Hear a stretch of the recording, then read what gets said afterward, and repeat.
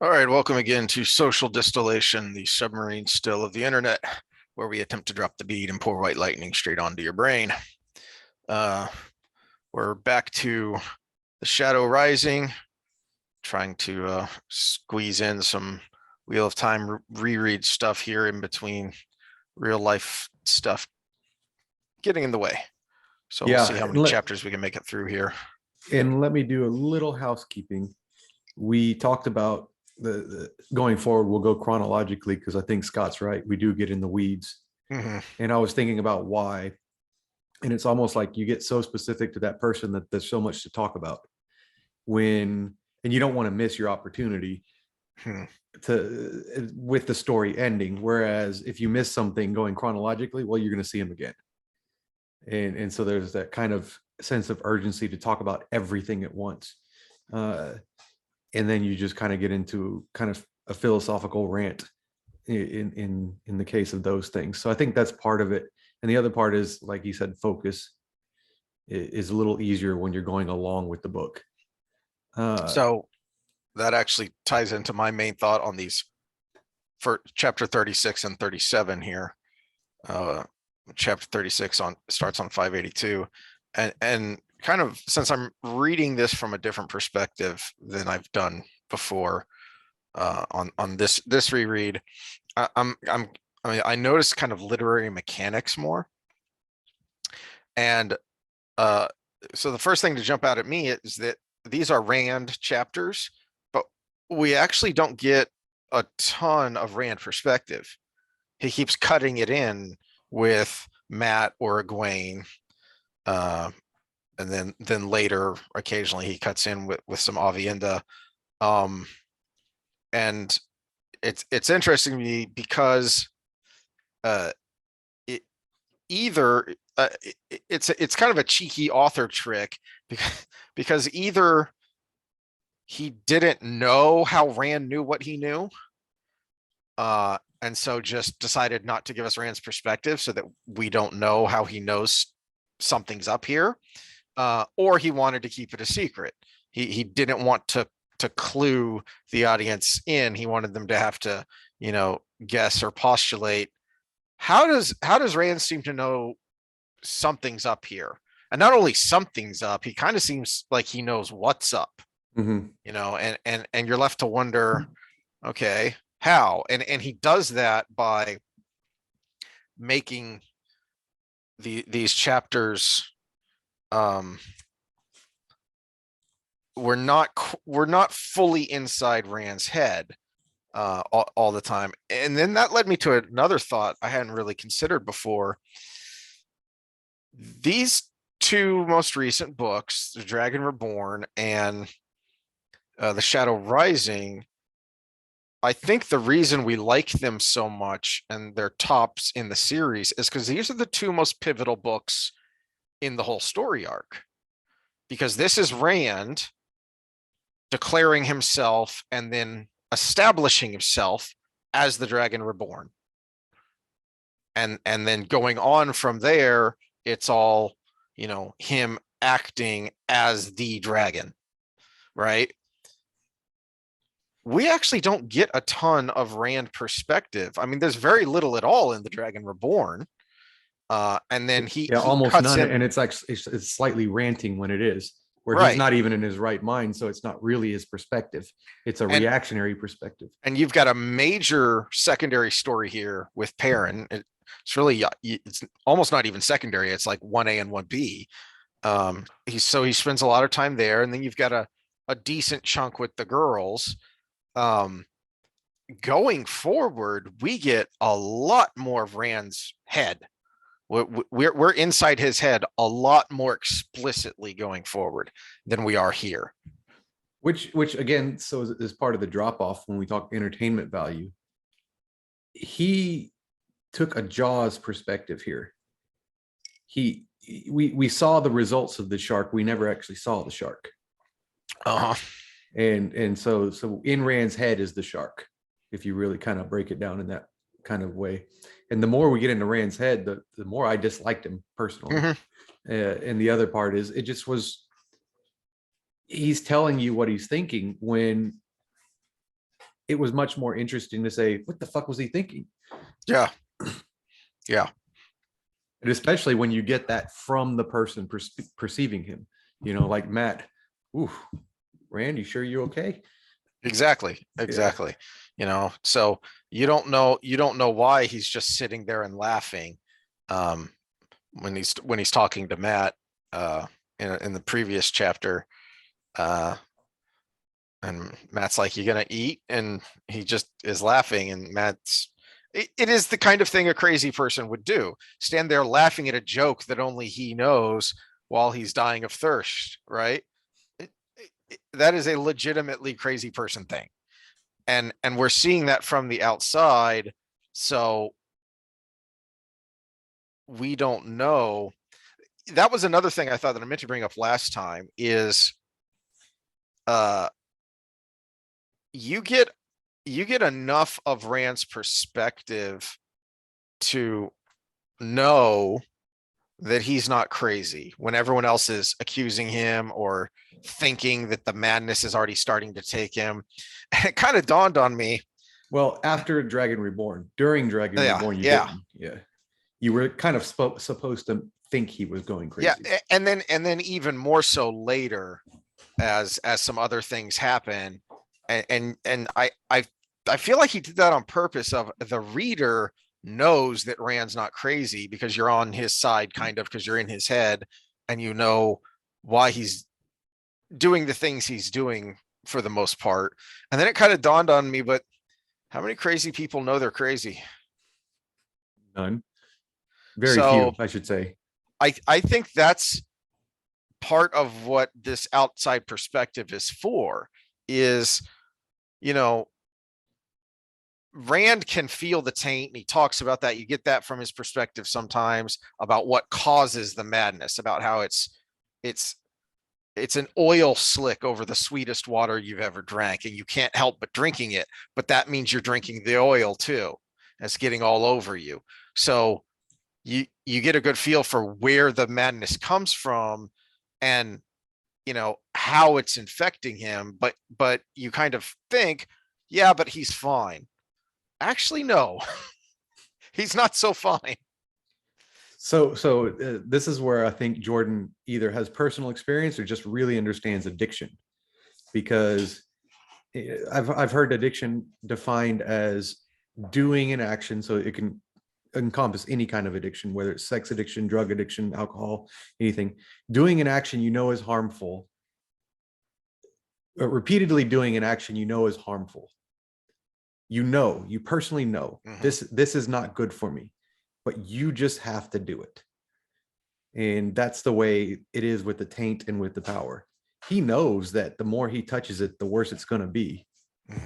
But he also wants to touch it as much as possible.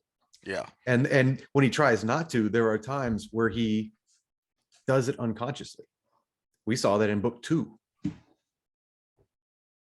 Yeah. Well, we see it, we see it again right here when in the previous chapter where Couladin throws the spear at him, he just reflexively, instantly, that sword of power is in his hand.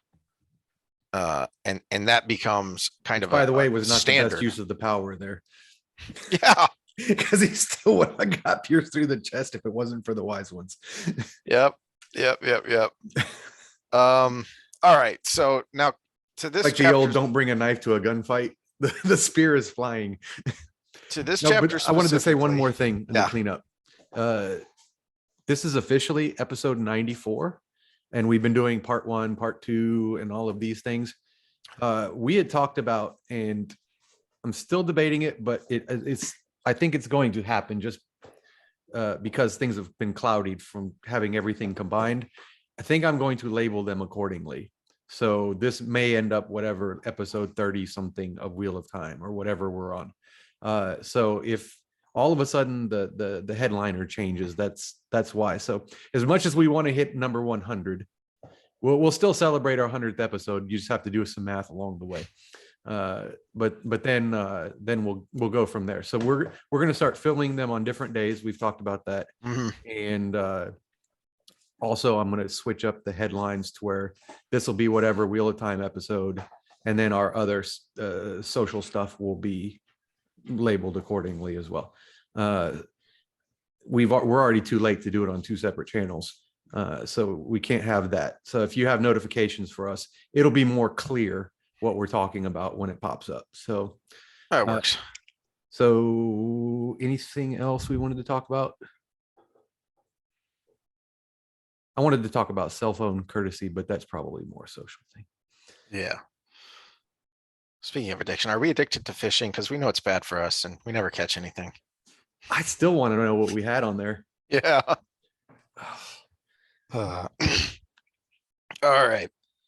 Well, I was talking to somebody else and they're like, yeah, this time of year, you just need a boat. Yep. We're cheap and I don't know enough people with boats. So Make more friends. Okay. But you know people with phenomenal whiskey, and that's something. yeah, there is that. So right at the beginning of the chapter, Jordan is telling us / messing with us with his just the title, Misdirections. And then of course the header iconography there. of the chapter should clue you in on something. So those are the hints for how the reader can go, what's going on here when we meet the caravan. But again, we're left to wonder, how does Rand know? And the only thing I can think is their interaction at the very beginning back in the stone told him more than she thought it did, clued him in more than she thought it did. All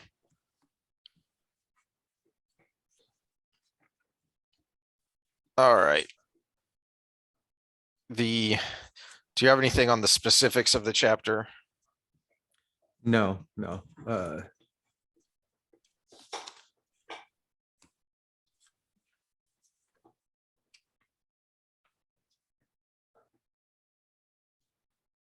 Matt being Matt, pretty much.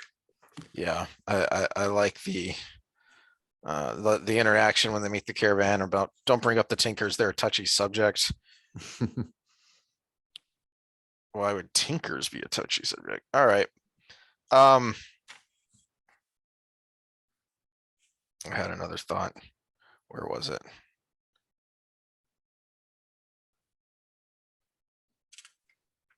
Oh, it's not here. It is. So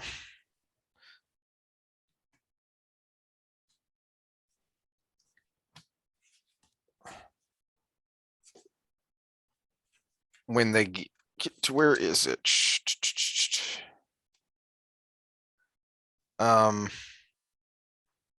So we kind of see our first hint, or second hint really, because the first one was him in the tents right afterwards, correcting their old tongue pronunciation and knowledge. And everyone with any wisdom in the room is looking at him sideways, including Lan. And yeah.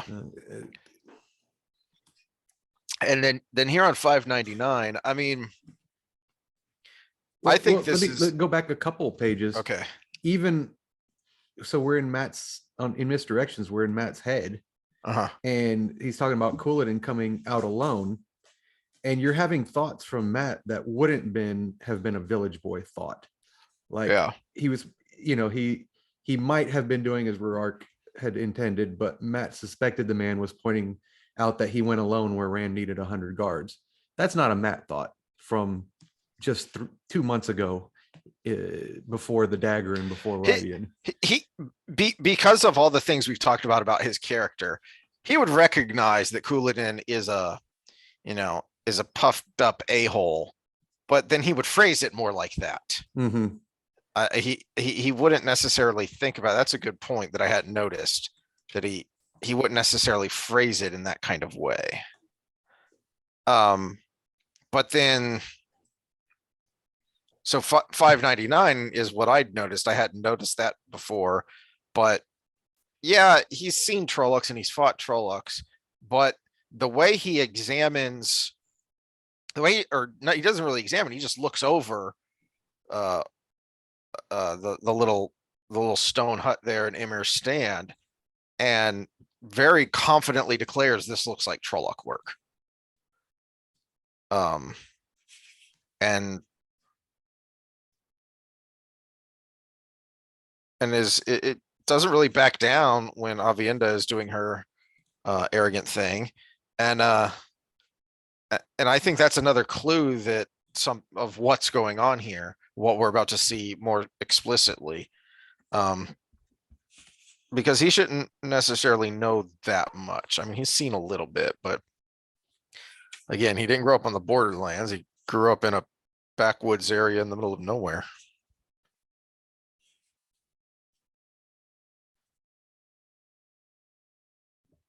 And then, so then a few pages later, 605 is where then we see that something is happening inside his head, because he's looking at this gilded gold-worked crossbow and thinking very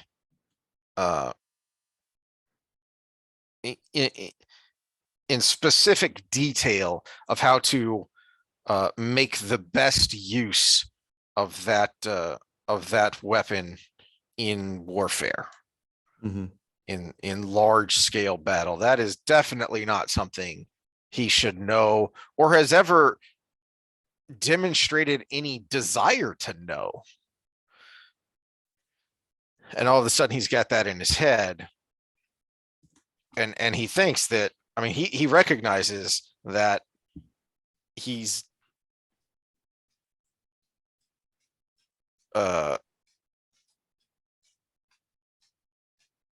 that there were holes in his head, and now there's not. There was holes in his memory, and now there's not.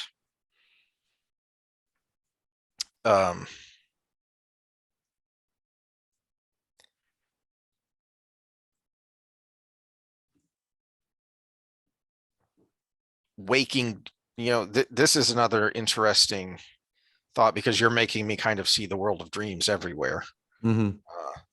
That, so on 606, when he's thinking about it, casting back in his mind, then he would be able to remember walking up to a door in the morning and leaving in the evening, but nothing in between. Now there was something in between, filling all those holes. Waking dreams, or something very like. It makes me wonder if there is a world of dreams component going on here, and if that is in some way how they were able to do what they did. Yeah, you could also tie it to the pattern itself, almost like the weaves of these people. Like, so if we think of the weaves as a piece of thread, a thread isn't one piece of string, right? It has multiple parts. And if a lot of those kind of wove into his thread and then went forward from there, if we stick with the kind of the pattern of the wheel of time kind of thing. Now, how did they stretch towards him? Because they would have been in different places in the pattern. Now we're talking about, well, what's the hub? What's the connector to it all? But yeah, I see, if you called the people threads in the pattern, I see the thread as, if you break down a thread, it's multiple fibers, and everything about you is a fiber. Jordan doesn't make us wait very long, like he has previously, to really get a good handle on what's going on. Because on 611 is where he gets the very explicit memory again, and it's not just knowing things he shouldn't necessarily know, like military arts and the old tongue. But now he thinks, and we see a very specific memory of, actually two very specific memories of very specific events, and how they're kind of woven together. So he kind of knows about Idamon from two different sets of eyes.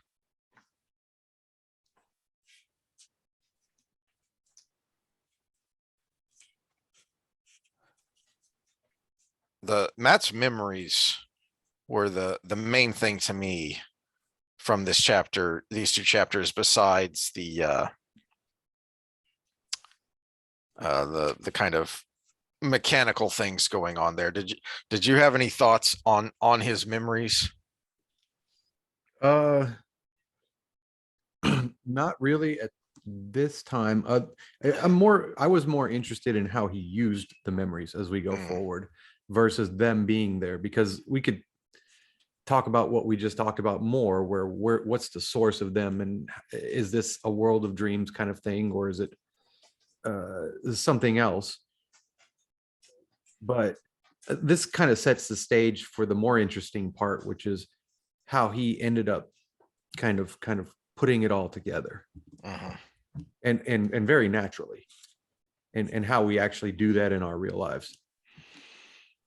Okay, well, I thought you might have some witchcraft things to say about memory, and Well- your brains, but Well, they're it stored basically mostly in our hippocampus, although we have reactionary memory in our amygdala and hypothalamus. But at the same time, I mean, I don't think our audience cares about that. No, but there is connections between the different brain centers, where the reactionary part of our brain actually connects to the memory part of our brain. So if you have a memory of something, you're able to react to it faster and more accurately than if it's something novel to you, and even if it's close. So these battles here, and this is where it gets interesting with him. You hear him say a lot going forward. A little bit of a spoiler for those that haven't read too much past this book, but you see him going forward saying things like, "Oh, this is the battle. This is like the battle of this and this and this." well, even without that, we already see some of something that he thinks, here, and then again later at several points, is what he's wielding is a very exotic weapon. People take note of it, and we're never described seeing another one like it. Okay, but he knows how to use it, and partly it's what we've already seen, that he has the He's physical gifted with a ability, quarterstaff, and he's yeah. gifted with the quarterstaff, but it is a little bit different having that spear kind of single-edged sword blade at the end of it there. But because of the memories, he knows how to wield it, and he can very well. So you add in his already existing, skill with the quarterstaff, and then you plug in, Neo style, I know kung fu, and all of a sudden he can wield this as effectively as if he trained on that weapon specifically. Interesting you said that, because when this was about 8 years before Matrix, and that was a good analogy, and it's about 8 years before the Matrix, where it was basically just plugged in these memories and you knew it. You Yeah. could do it. Of course, Yeah. when we talk about the world of dreams, and we can bring in the Matrix and take physics out of it, and we're good. Well, that's what's interesting to me about Matt's memories, and again, we'll see more and more of it, especially in the next book. Is that, and I've actually heard some people complain about this, because there's a difficulty in the suspension of disbelief for some reason in a world where there's magic, but then Matt's memories, specifically, you know, his new memories from other people letting him be so skilled in those things. But having a memory of an experience, especially, isn't the same as just knowing something because you watched a documentary or you read a book. Right? So I can watch a documentary on on the storming of Saipan. That doesn't mean I would know how to, take out a machine gun bunker. Well, it's an interesting way how this works. So, okay, so now I can kind of see where you wanted me to go with this. When you say, I see this highlighter in front of me, if it was something special, the synapses that fired to see the highlighter, identify the highlighter and the color of the highlighter, the HEB written on it, the word highlighter written on it, all of those things, all the important things about it would fire in a certain order in here to make that program work. Mhm. And if it was important in some way, that same center of the brain that harbors our memories would connect synapses in that order. Right. So something shaped his brain permanently in a way to actually have the experience of those memories. And in the supernatural world where we have this age lace and realistically bring back the world of dreams, an actual physical metaphysical interaction, because you can enter the world of dreams in the physical state. Mhm. And if you're in the world of dreams, in the regular world of dream state, and you die, you still die physically. So the world of dreams is something about the interconnectedness of our brains, right? So it is interwoven in the physical world. And the key word there is weaving. And if you weave in these parts of other people that have a connection to that same thing, then it would change you physically.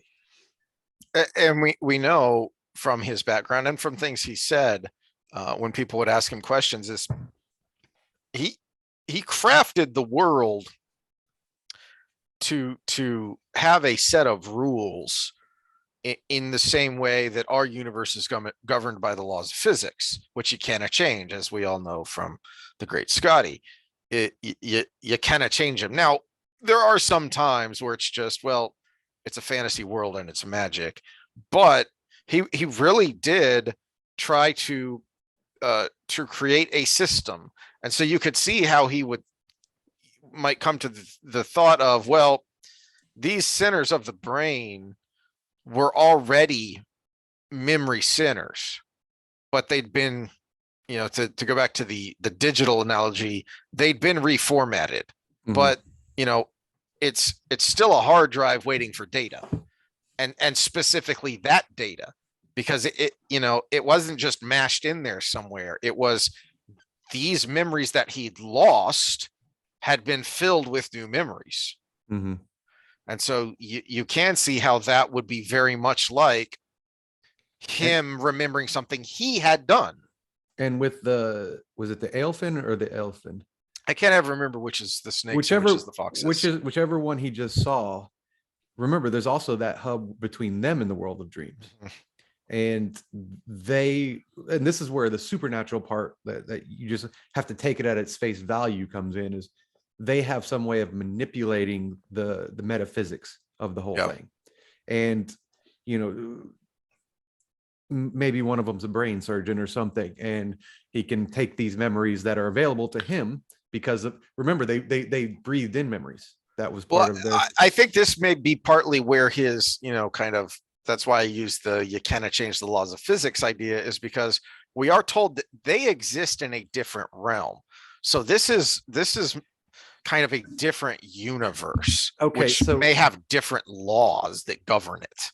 Jordan did speak on this, and it's in the Theoryland stuff I had up earlier. And I don't think it's a spoiler to talk about it here. So remember how I talked about them breathing in the memories? According to Jordan, all of the people in Matt's head were people that visited the elf. Yeah. So they had the material source. And he gave us that clue at the beginning of this book when he had a much different reaction the first time, and Jordan very carefully explained what they were doing, and then not only that, but then when he gets out, he talks to Rand and Moiraine, and Moiraine mentions the sifting around in her head, like that they were feeding off of emotion or something to that effect, and so you can see the connection. Put some of Moiraine's memories in Matt's head. That would have been comic relief. That would have been hilarious. The one time in her life she had sex. Although we never see that he has a memory from a woman. No, which might be the quote, the current politically incorrect thing is there is a difference between a man's brain and a woman's brain. Well, see, now you've made me mad again because you made me think about the series, Yeah. which ignored the fact that Well, if he goes into the map memory thing, there's going to be some female generals in it. there's In fact, they're probably all going to be female because there would be this some point in time where females ruled the world or something. there is a soul, and it is a very tangible thing in this universe, and it is tied to that, and that is under its natural predilections, it goes in that direction until we see something later where something happened very outside of different nature. happens. Yeah. Yes. And it was a big fat joke on the point of the person who did it. And a lot of questions, and we'll get into that deeper later, but that was one of the infuriating things. And I just noticed the absurd comment about, the dragon could be naive, the dragon could be a woman. What? And because the dragon is a very specific person reborn. But then you pointed out they never mention the difference. They never actually say the words, I don't think, even of Sidar and Satan. They just say the one power. The only time that there's any difference is Tame when he's confronted with the taint. And they talk about a man who touches it, sees the taint. But they don't say anything about the difference in the power. They made the difference between, this is the whole thing. Everything's ambiguous, except all of a sudden when you're a man, something bad happens. Yeah. We need to get back on task, though. We got to get through this. Absolutely no sense. Okay. So I spent a little time on that because now we're jumping way forward in the book and to a totally different story. So chapter 47, page 762, the truth of a viewing. We hadn't talked about this yet, but now we have the tower coup. And Scott, we know ahead of time. Go ahead and do it, but I know there's going to be about 5 Gawyn rants in here. Yes, Gawyn which is when he starts becoming a simp. Really, realistically. Yeah, which is unfortunate because we get it from we see him from Min's perspective, and we do see how torn up he is about the decision, but that he felt it was the right thing to do at the time. That he is conflicted, he does feel guilty, but he also felt like he had no choice. That's a really interesting character thing. Unfortunately, when we see him again, Jordan never shows us the in-between time, I think is the problem. Because when we see him again, it's a lot of times has passed, a lot of stuff has happened, and so he's kind of a different person, and we never see what transitioned him to that point. Well, here's where I'm going to slightly disagree, but I will talk about it when we get to that section. So we're a couple, about a chapter or so away from that. But what you see here at the front is I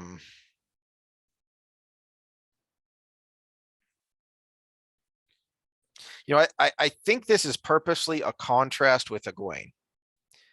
So I think Sawan is purposely a contrast with Gawyn because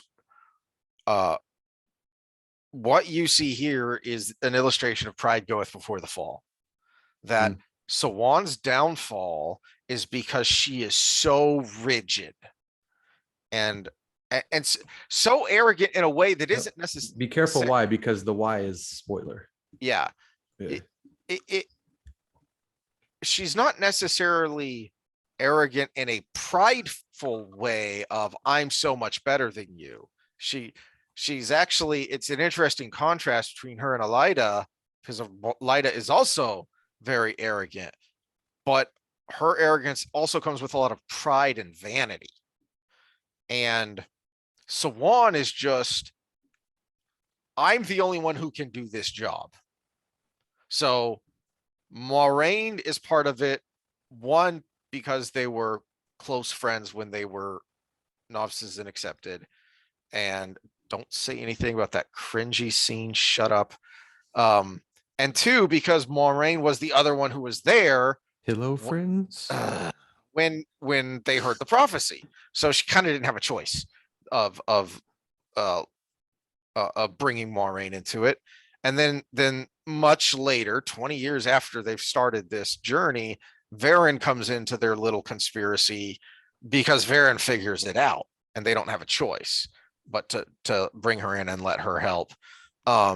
So she's had 20 years to really ingrain in her the idea that this is the most important mission in the world. And Blues, as we have been told from Egwene's points of view, when she finishes her test for accepted, and she asks, "What does it mean to be a green?" And from then other perspectives, we know that Blues dedicate themselves to causes. Well, what could be a greater cause than the light fighting the dark in the last battle and saving or dooming the world? And so that's only going to fuel what's already there and really harden her to seeing any other options. And so because she's so rigid, she's just incapable to see just how much she has alienated the hall and think about what the consequences of that could be.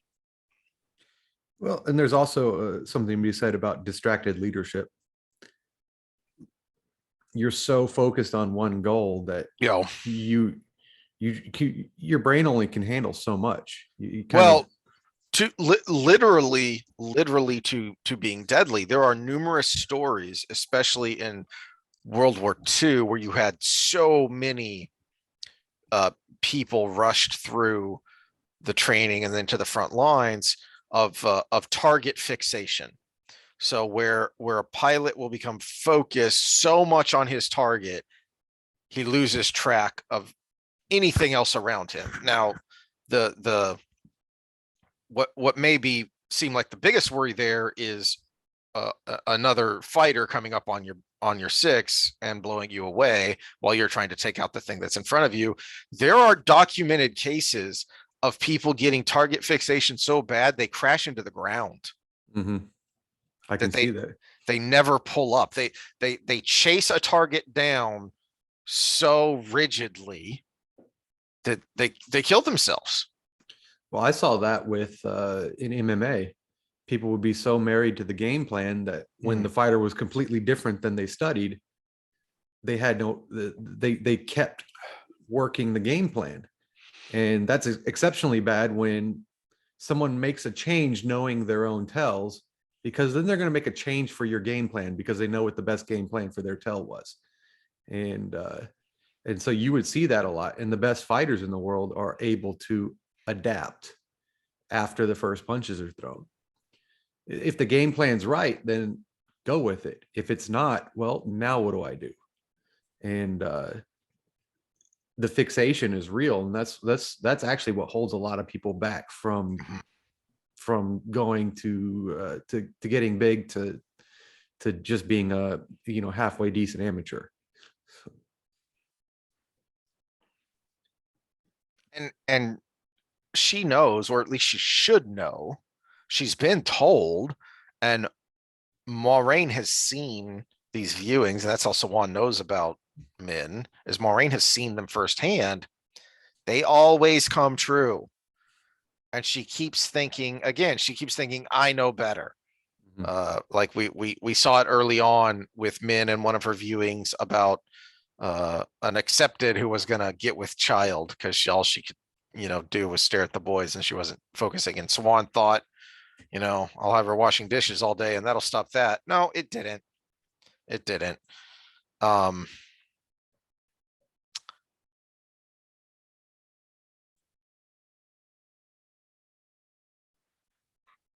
So 768 is where we get where we see what Gawyn's doing here. And I'm curious when we get there of what you've got to say. So we'll but we'll save that for later. But I really think he's sympathetic here when we first see him, because right off the bat, he's doing what we've seen him do so far, which is what made him a sympathetic character in the first place. Is he's a literal prince. He grew up in a palace.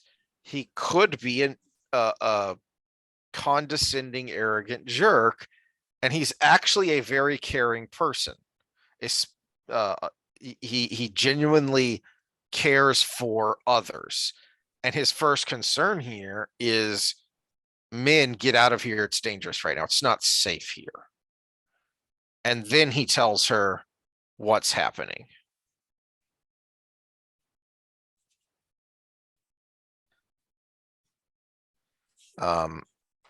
I do like how Jordan kind of tells us that Gawyn's made a bad choice here, with just men thinking, with just men thinking you didn't say. He goes charging off, and men's just thinking you didn't say who you were which side you were fighting for. And I really think that it's perfectly clear because of the scene, because of the context, that, oh, okay, that's what's happening here. That's not good. Well, not only how bad it was for him personally, but how bad it was for realistically. I mean, obviously there was a fate that made this have to happen for the whole world, but inside of what could go wrong in a world where it had the dynamics that it had, how bad a decision he made for everybody, because he was the pivotal point. Yeah.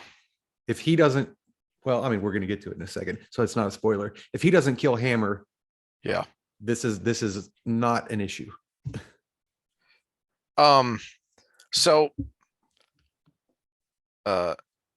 something else that jumped out at me is something we've talked about a lot of, the reason Jordan was praised during his lifetime and through the run of the books for his writing of women, and why the woke crowd now hates him, is apparent if you think about how they feel like you have to portray a woman being strong. And that is by stepping on a man, by doing what a man does, but better. That's not what we see here. Jordan does a good job of every step along the way of what Min does, what Sawan and Leanne do, and how they are able to escape.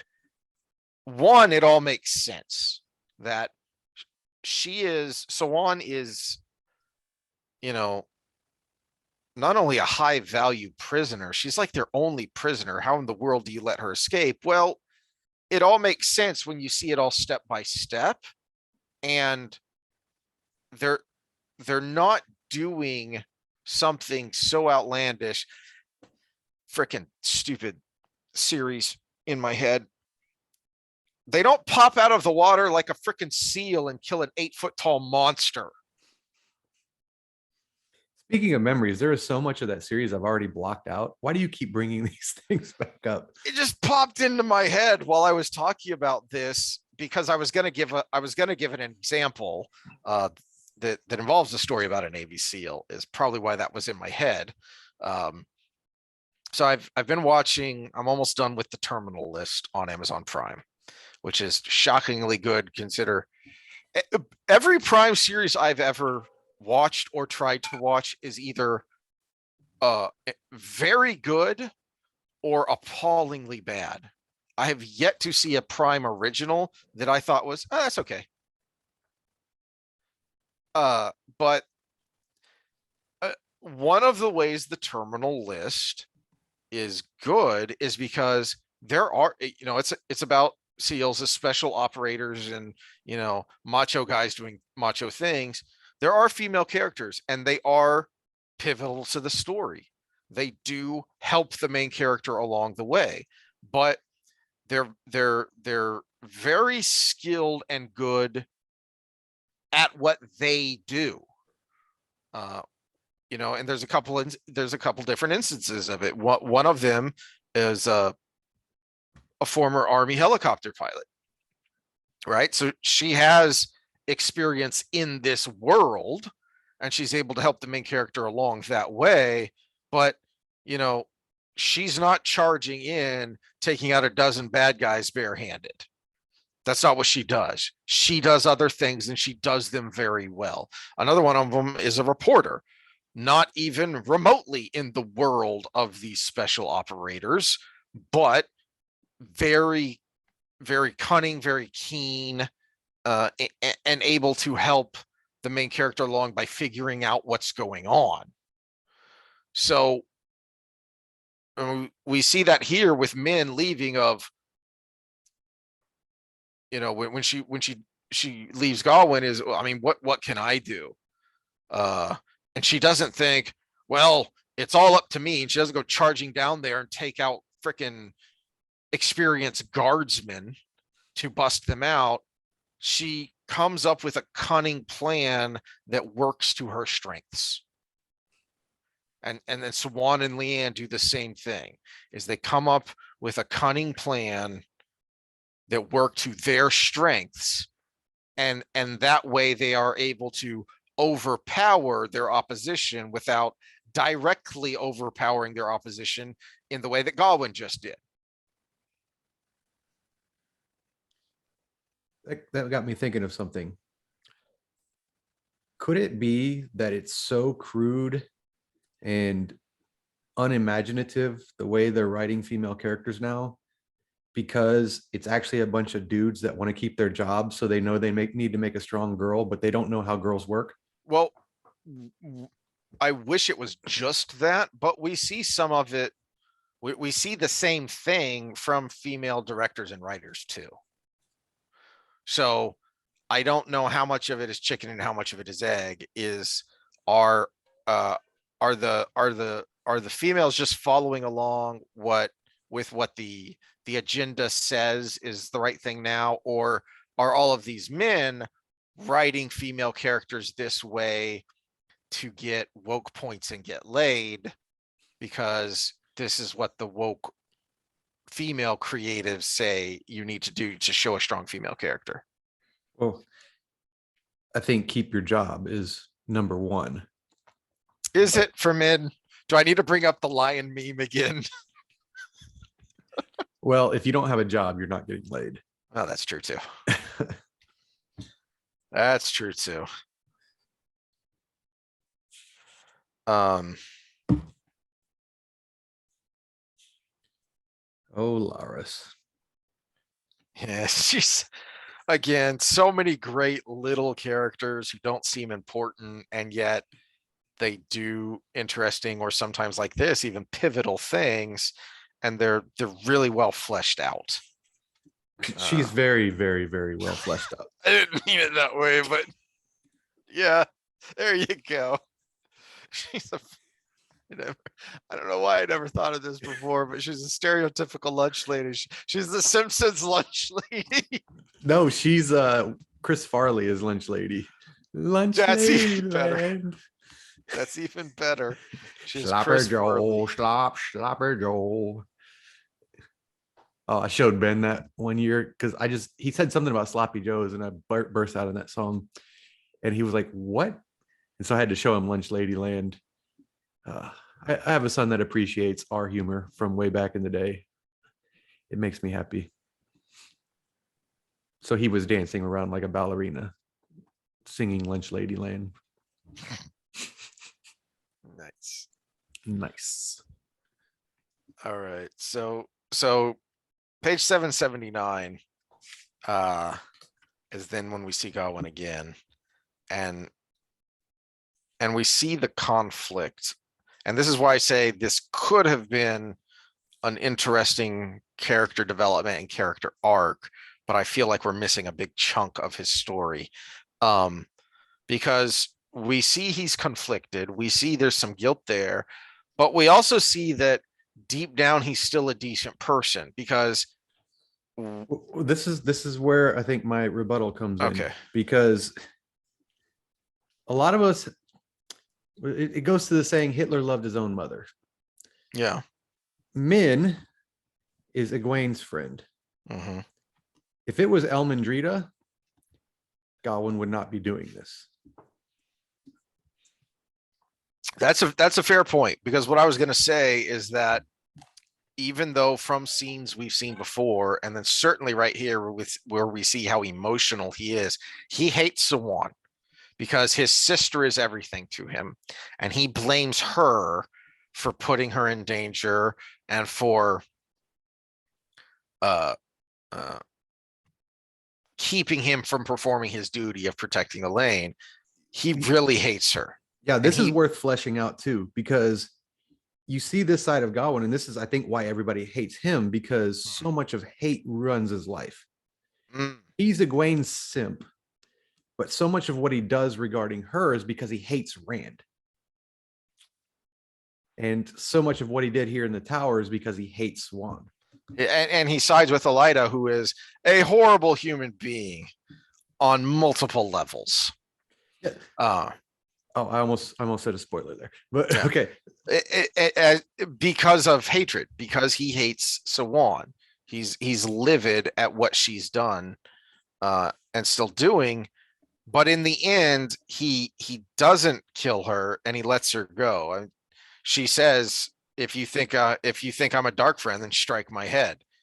And he darn well could if he wanted to. Mm-hmm. And he would have been commended for it. He just killed a dark friend, super bad prisoner trying to escape. He could have, but he doesn't. I was thinking that indicates that deep down he's still a good person, but then again, as you point out, does he do it because some part of him still feels like it's the right thing to do?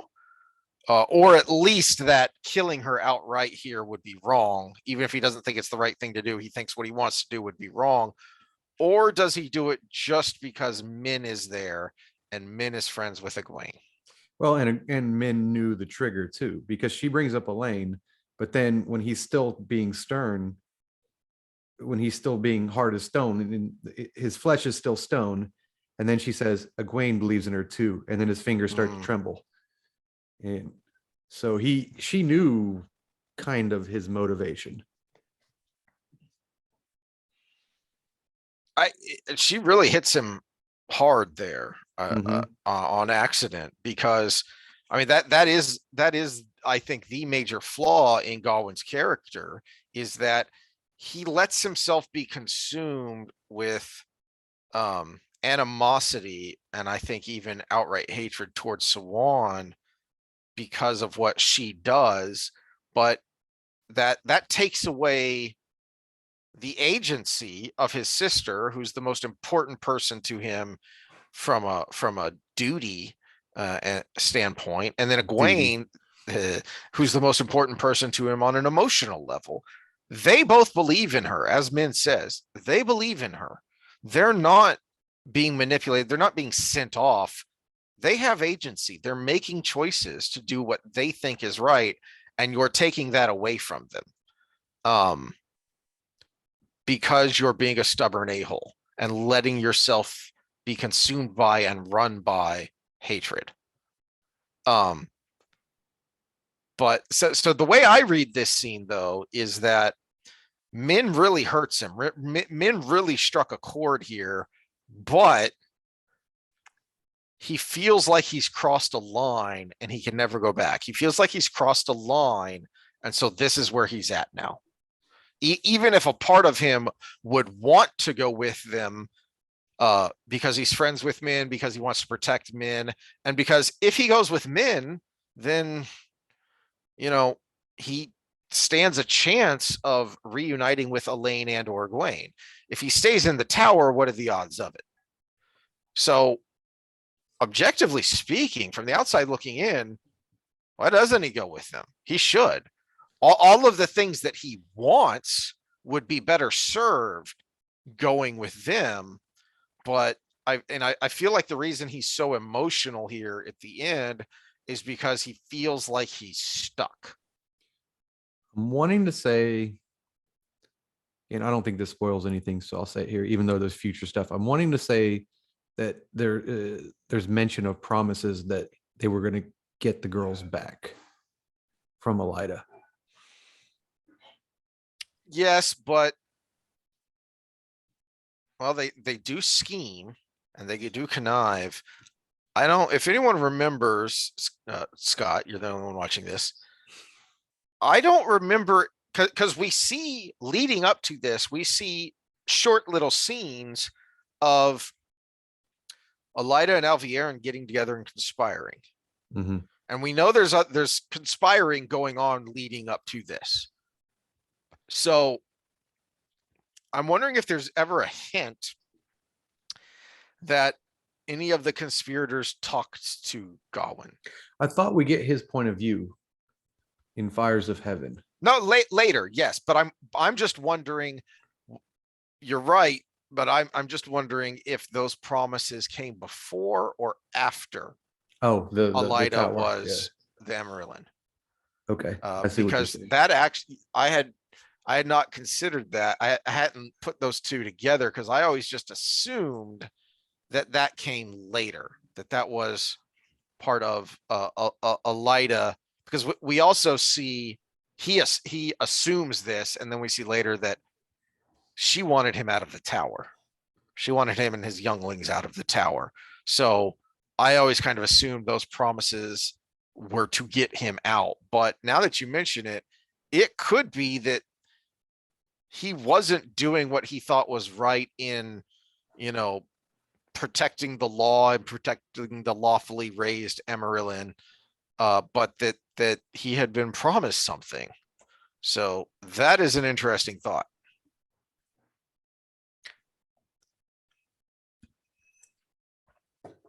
Okay.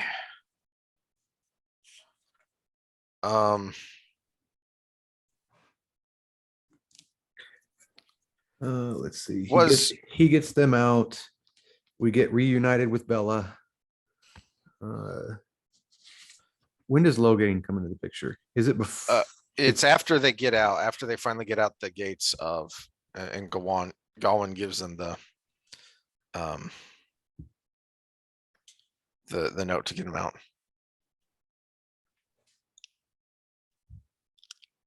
Yeah, so it's the last couple of pages that they find Logain just wandering around. And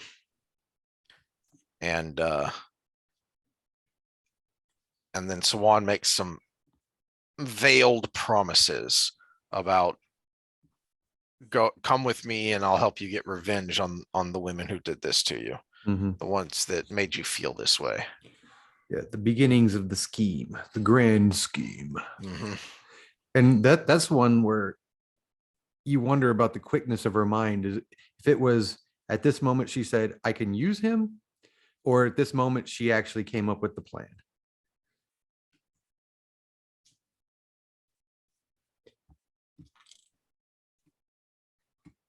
Or at this moment she just realized they need a big burly guy because nobody can channel.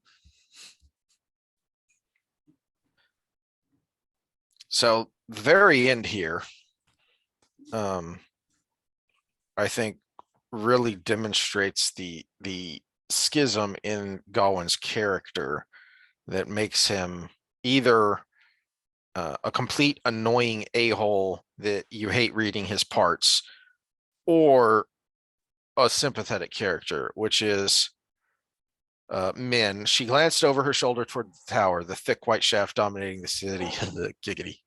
Whole and straight, yet broken as surely as if it lay in ruins. For a moment, she let herself think of the images she had glimpsed, just for a moment, flickering around Gawyn's head. Gawyn kneeling at Egwene's feet, with his head bowed, and Gawyn breaking Egwene's neck, first one, then the other, as if either could be the future. The things she saw were very rarely as clear in meaning as those two, and she had never before seen that fluttering back and forth, as though not even the viewing could tell which would be the true future. Worse, she had a feeling near to certainty that it was what she had done this day that had turned Gawyn toward those two possibilities. Despite the sun, she shivered again.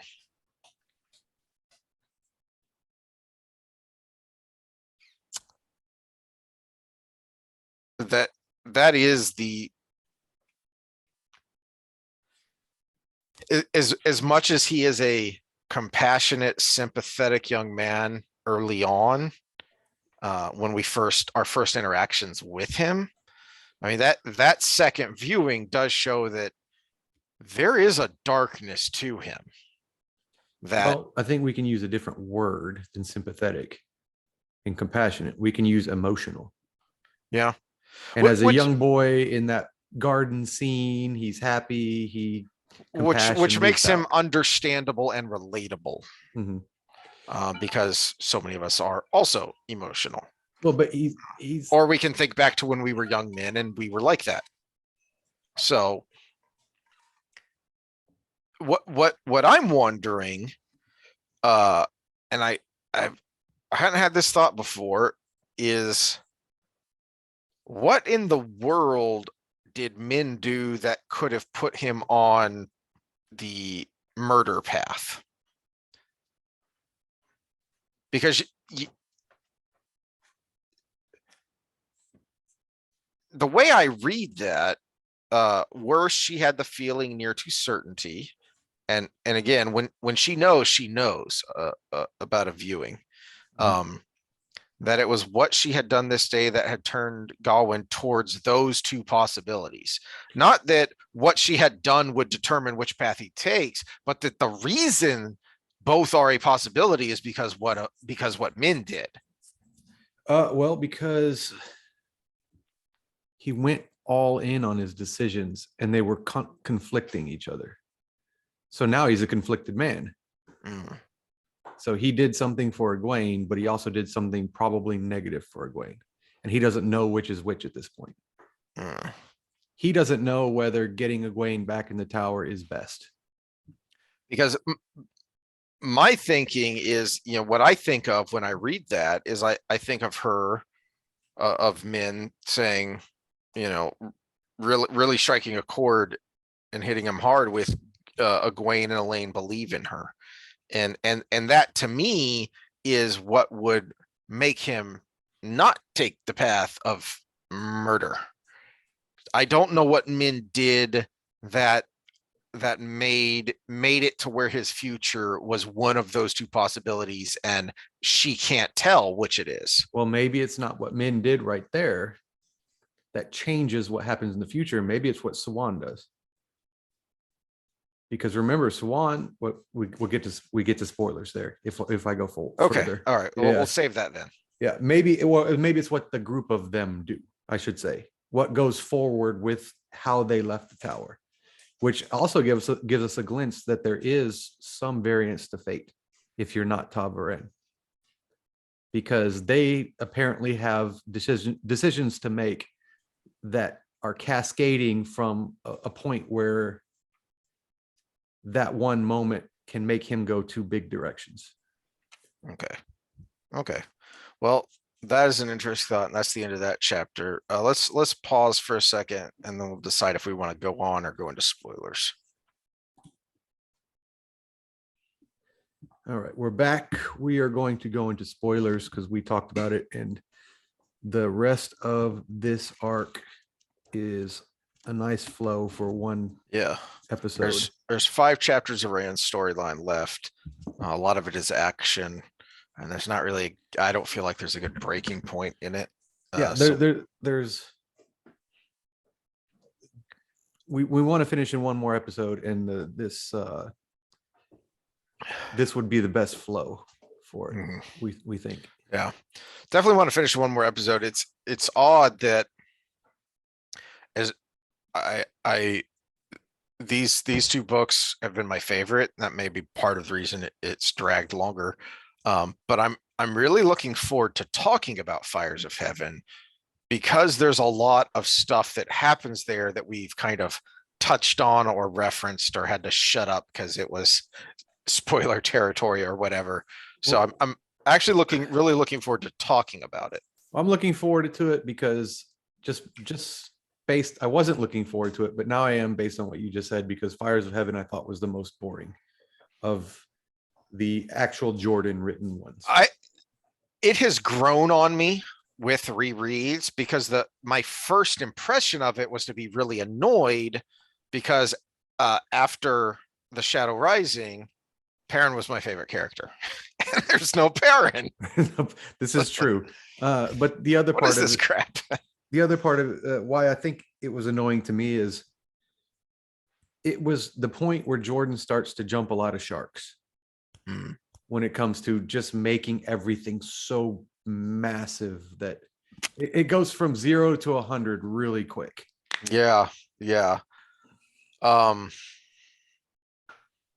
We start to get an idea of what's coming in these next couple of chapters. Which where, you actually do.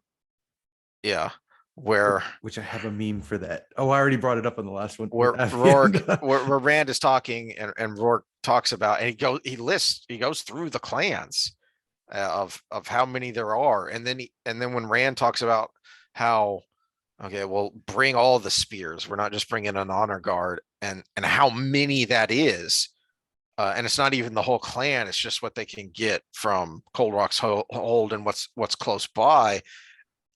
You do get an idea of the ludicrous size of the Aiel nations, the nation, all the different clans put together. There's a lot of them, and they have a very high percentage of warriors to civilians. And as they mentioned a number of times, anyone will pick up a spear except for Guy Shang to defend them, to fight if you attack their holds. But even then, they have a very high percentage of warriors compared to, the West, which is actually literally West in the fantasy world on the map, but also is more analogous to, the Western world, Western Europe, in the medieval times. Yeah, and again, it's the understanding of, I guess, the scientific nature of things, and a little bit of anthropology as well, where there is a capacity for greater numbers, but at the same time, it still is limited by their environment. If you were to really bump the numbers up historically, you look at something like the Hopi Indians, right? Where they had these holds in the sides of the mountains, which actually are very analogous to how he describes the holds that are in the waste. And even then, the numbers were limited because they're in the fucking desert. There's only so many resources to go around.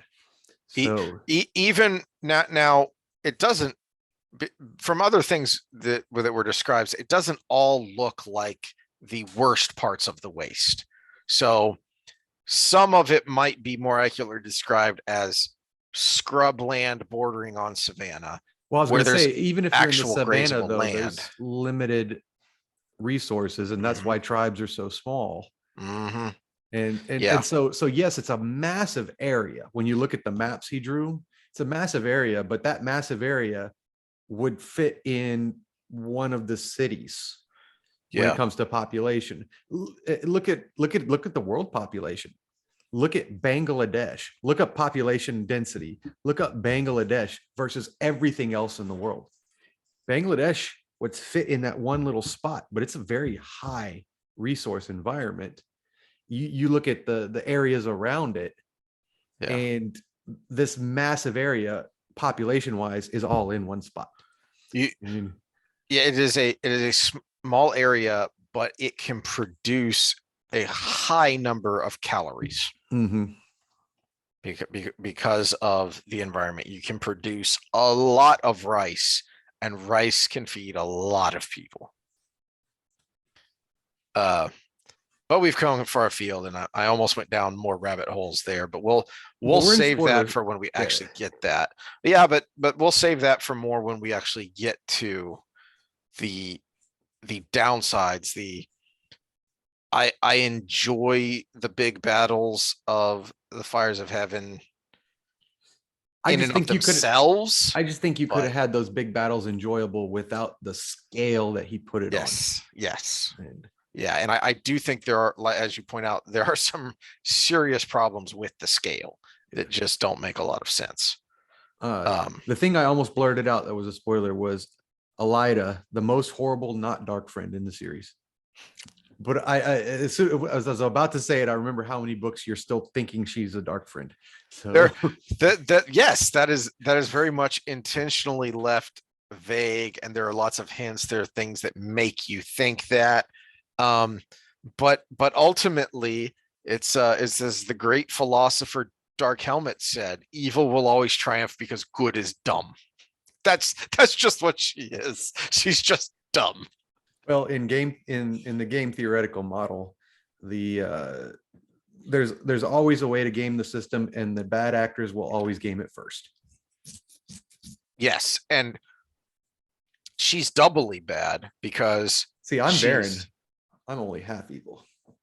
She's Elida is doubly bad because she's vain, she's arrogant, and she's jealous personally and from an Aja standpoint of Sawan's position. Thinks that it's high time a Red had the seat again. She's Donald Trump. But then she's doubly bad because, as we find out later, and you kind of see it in that first little action, there are hints there in that first little action between her and Alvier, that she thinks she's manipulating the system, but she's ultimately being manipulated herself. Mm-hmm. And that's what makes her such a laughably terrible person. Did you have any other spoiler thoughts? Let's see. We talked about what all do we talk about today? Matt and his memories. Matt and his memories was the big one, and then we spent a lot of time on the tower coup. Yeah, I don't really think we need. I think we're going to spend so much regular time talking about Matt using his memories that we don't need to talk about it here.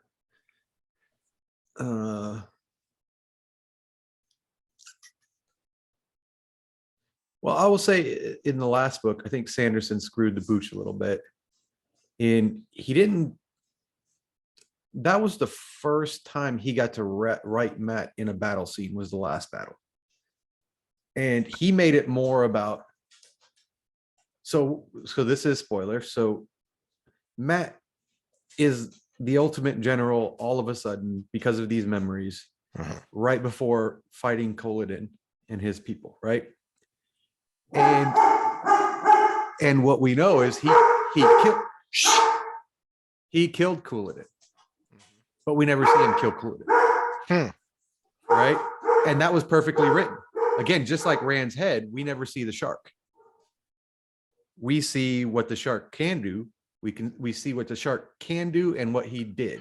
That's a good point. And well, just to tie this in real quick before you bring up your point, in the last battle, he keeps showing Matt running around the battlefield doing things, and it wasn't as engaging. It's more action, but more action isn't necessarily good. I was just going to bring that up because we talked about that. I don't remember how it came up, but we talked about that in one of the spoiler sections before, and this actually does tie into what we talked about today because I mentioned in a previous spoiler section that when we were talking about what we thought should have happened, what would have been better in the end is how anticlimactic it is when Lan finally kills Damodred. Demandred is that Damodred. No, he doesn't kill those. When he finally kills Demandred, it's so anticlimactic because two other people have gone after him already. Right. And so which I think he was trying to make the point of, look how badass Demandred is because these two badass people came after him and failed. Yes. Now look how badass Lan is because he succeeded. Yes. Now, two parts to that. If it had been someone like Matt, the thing that didn't make sense, and I know he tried to play to the whole arrogance route and everything. I'm going to fight you with a sword, even though I could just blow you up with the power right now. But when it started getting when Land started to win, Demandred would have just blown him up. He Because gave him, Eric- he gave him the medallion.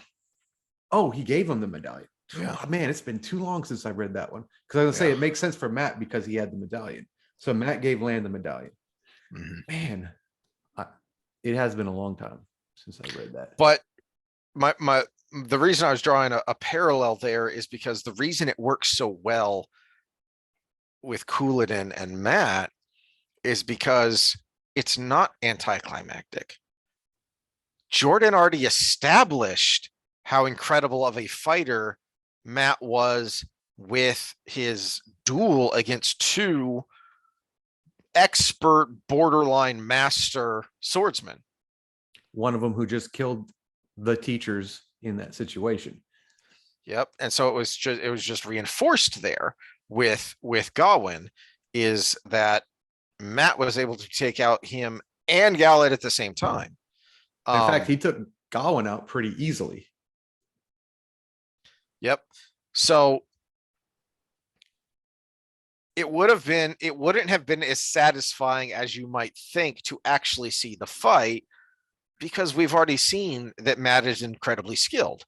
It is, in the same way that it's more satisfying to not get Rand's perspective here and have to wonder how he knows what he knows. It's more satisfying to see the effect of Matt killing Couladin and then just get glimpses as Matt thinks back. So you just, you get a flash, like you're seeing a scene in a trailer. So it's enough to kind of paint the picture and add a little excitement, but keep it from being anticlimactic by giving you the full scene.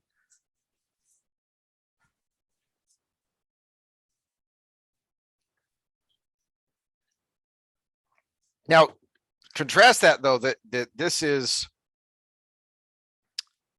well, we will kind of see it in Fires of Heaven a little bit when we see Gawyn in action, but again, this is where I feel like we skip too much of Gawyn's story and we miss how he goes from the obviously conflicted, still compassionate and sympathetic to some degree, at least here, but making bad choices, to the hard-nosed hard ass we see in Fires of Heaven, or Lord of Chaos. Lord of Chaos, I think, is where we see him. Yeah, Lord of Chaos. So we've missed something. We should have seen some of him in the Fires of Heaven so that we get that evolution. So we see how he went from there to there, because. Well, I don't think so, because you always talk about show, don't tell. Mm-hmm. And I think Min's inner thoughts of, I think what we did here is what caused this. Oh, true. And remember, half of that was I could snap her neck. But and so we've got this guy who's in this deep down emotional turmoil inside. Now he's thrust into a leadership position, and he's being asked to do all these bad things in a lot of ways. But we are told, so it's not a complete kind of plot hole, character hole, because we are told when Gawyn is talking to Min that he is he's so frustrated that all he can do is he just works the sword over and over and over and over again. So we are given a hint as to how he went from being taken out so easily by Matt to now he's killed the freaking warder instructor, the guy who actually trains warders. Two parts to that. Don't we get a glimpse that he's out on missions to capture rogue Aes Sedai, which means he's fighting and killing lots of warders later? Yeah, before he gets to Egwene, though. And so add to that, you said he's working the sword all the time. He's in his inner headspace. And anybody who knows the male inner headspace, it's never a good place to be. There's a difference between meditation and inner headspace. But I feel like this is the opposite of anticlimactic, because we just aren't given enough to go from to believably, relatably, understandably go from getting thumped so hard and fast by Matt to now I can kill the freaking instructor. And everybody is scared of me. I mean, one of the reasons he got out is because the guards at the gate were scared of him. Well, remember, he was one of the top swordsmen there. And True. undoubtedly, Hammer and Coolin, or not Coolin, Coolin? Coolin, yeah. Coolin were fighting with swords as well. So it wasn't the farmer with a quarterstaff. Now we look at his personality, though, too. Him and Gallad, both of them, probably actually learned from that day with Matt. And we've got to fast forward in time of them having learned that lesson. But my point is, I feel like that's one of the reasons Gawyn's story is so unsatisfying. So Matt's, looking at Matt in Fires of Heaven when he kills Couladin, and that we'd already seen him, in the Dragon Reborn. So we know, so we don't have to see the full fight scene, contrasting to the very end with Demandred. And I feel like it's the opposite here, that we needed something.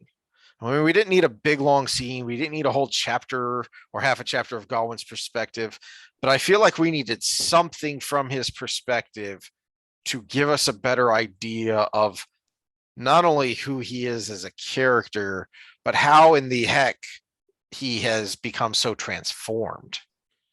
Well, I disagree on what's wrong with Gawyn, because again, I like you never show the shark. Mm-hmm. But I think he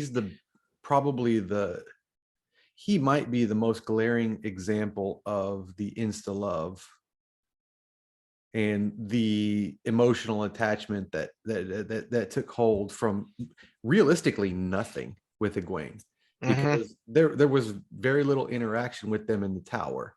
We are shown like 2 interactions, and then it more are inferred or referenced. Yeah, they end up canoodling later, but it's a couple conversations before that. And yeah, so he's the glaring example of the downside to the insta love type stuff, because he's making world changing decisions based on it. It's not, I'm just thinking about this person at this point. Yeah. He is fully he's killing infatuated. his mentor over it.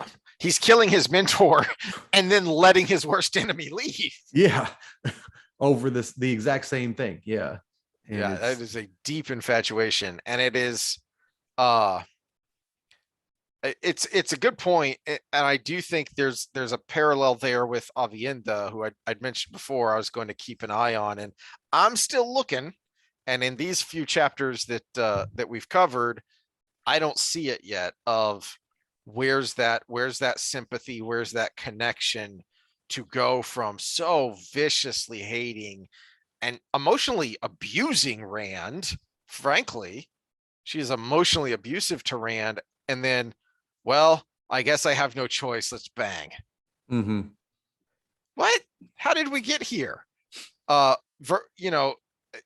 in much the same way, Gawyn is making world-altering decisions here based on an infatuation with someone he's had very little interaction with. Yeah. And so contrast that with the fact that Elaine actually courts Rand to some degree. Yeah.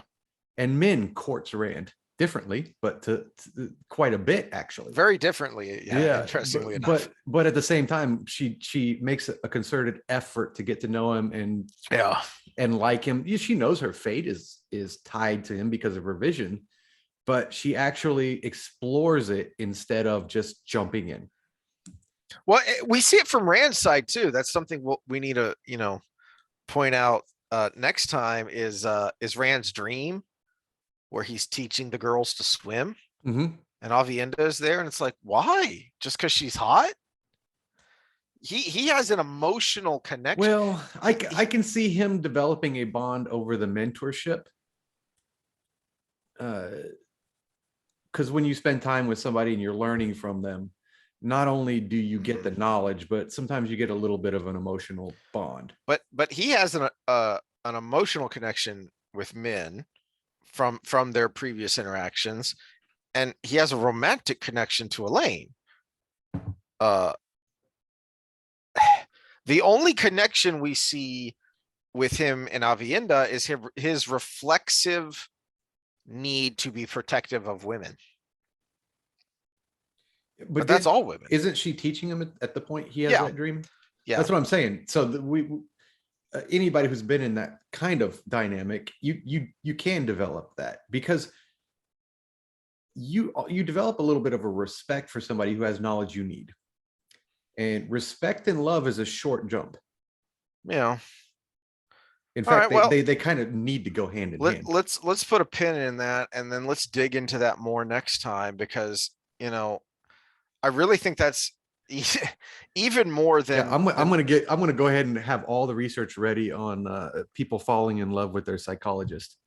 I think that's a bigger part of these last 5 chapters of Rand's storyline than what happens at the actual very end, because what happens at the very end is really a lot of action, and then it's a very quick culmination of all these things we're seeing.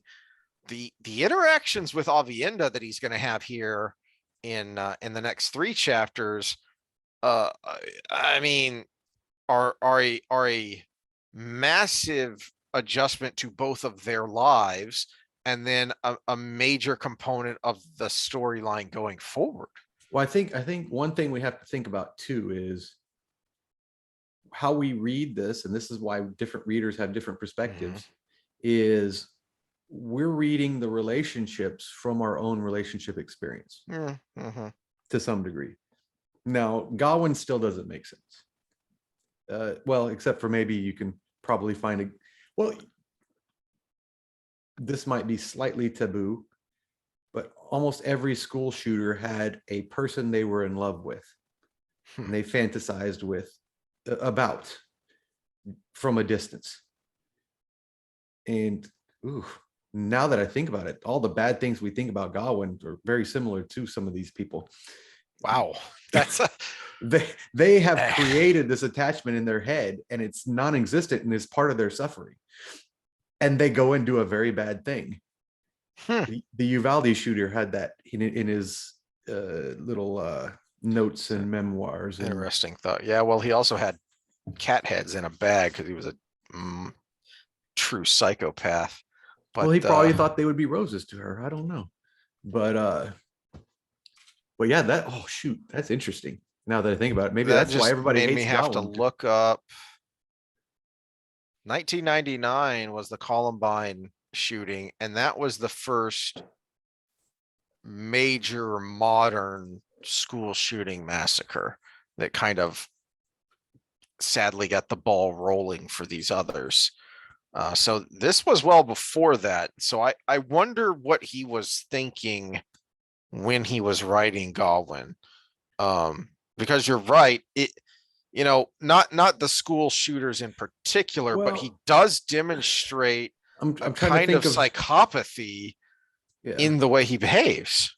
I'm trying to think of serial killers. They all tend to have that kind of attachment to their victims as well.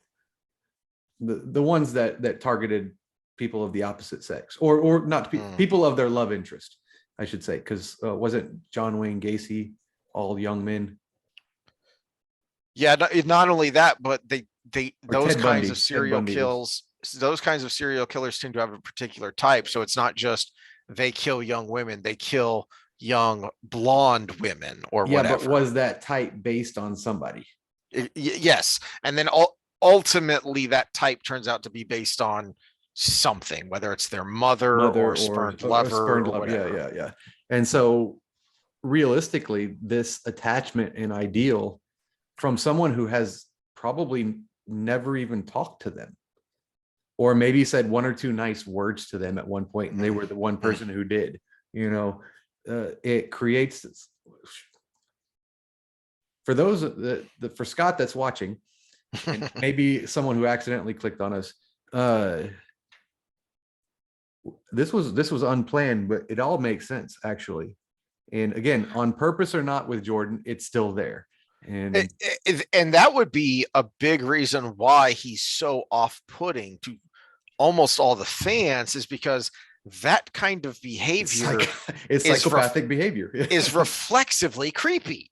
Mhm. You know, whether reading or watching on a movie or TV or seeing in real life, someone who acts like this, and not going the full, serial killer or school shooter, but just this kind of action, this kind of behavior is just going to reflexively creep you out and turn you off. It's the guy when you go over to their place and you accidentally open the closet and there's a shrine in there, it's like, ooh, back away.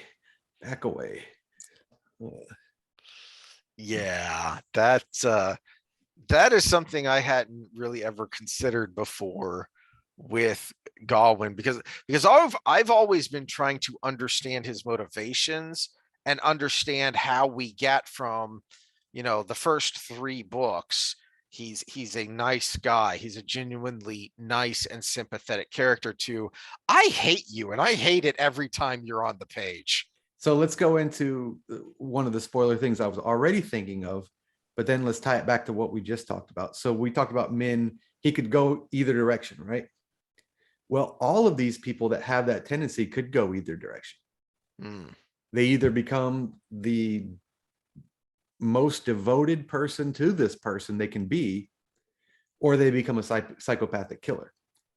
So my original thought was it was what Min and Swan and eventually Logain and Leonie do that changes the path, right? Because they're going to Saladar, and eventually Egwene comes to Saladar, and Swan brings her up and makes her what she becomes. But now I'm thinking it also has a direct correlation to what Egwene does in Fires of Heaven. Because if she shuns him there, does he turn the breakneck route? Ooh, that's a good point. And it's Lord of Chaos. I was thinking it was Fires of Heaven, but it's Lord of Chaos where we finally see him again, because he's with the envoys that show up from the tower, and that happens at the beginning of Fires, or because they already established having the either way. So in the future, when they come back together again, if she hears what he does, what he did, and rejects him, he turns into the murderous psychopath. Yeah, that makes sense. Yeah. I haven't really figured out a concrete reason why that's satisfying to me of why something Min did or did there in that scene. It's a situation, not what she did, but okay, so what she did was invoke the power of his feelings for Egwene. But the situation, she thinks that what she did, her action, it's important. It definitely is important, because it starts the emotional state, because the reason he let her go was what she did. And now if we get to the future, fast forward to when he meets up with Egwene again, if Egwene rejects him, now he's going to think back to that decision where he let Swan go.